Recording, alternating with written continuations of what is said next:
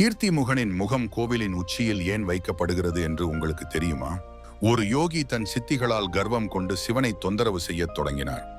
அலுப்புற்ற சிவன் மனித வடிவில் ஒரு அரக்கனை படைத்து, நச்சரிக்கும் இந்த முட்டாளை உண்டுவிடு என்றார். இதனை கண்ட யோகி சிவனின் பாதங்களில் விழுந்து, என்னை மன்னித்து விடுங்கள் என்று கெஞ்சினார். மனம் இறங்கிய சிவன், அவனை விட்டுவிடு என்று அரக்கனை பணித்தார். குழப்பமடைந்த அரக்கன், அவனை உண்பதற்குத்தானே என்னை படைத்தாய், இப்போது வேண்டாம் என்றால் நான் என்ன செய்வது என்று சிவனை கேட்டது.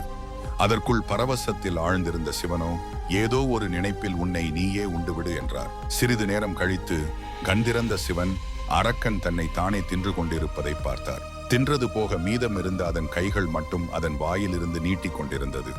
இதை பார்த்த சிவன், எத்தனை பிரகாசமான முகம் உனது! இதுபோல் தன்னை தானே உண்ணக்கூடியவன் கடவுள்களுக்கெல்லாம் மேலானவன். நீ கோவில்களின் வாசலில் இருந்து தெய்வத்தின் ஆற்றலை காக்கும் காவலனாக இருப்பாய். உன்னை பார்த்து தீய சக்திகள் நடுங்கி ஓடும் என்றார்.